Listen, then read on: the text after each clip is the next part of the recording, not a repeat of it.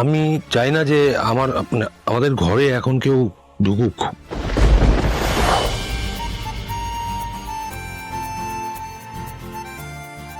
দরজাটা স্যার এরকম অর্ধেক বন্ধ করে রেখেছেন কেন?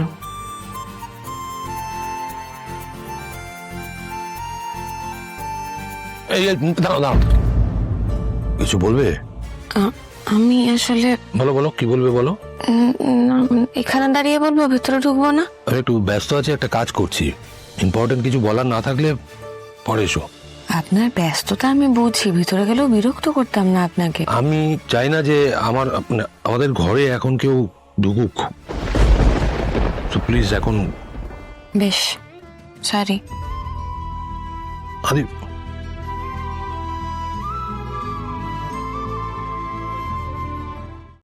আজই ডাউনলোড করুন আর এনজয় করুন আপনার পছন্দের শো।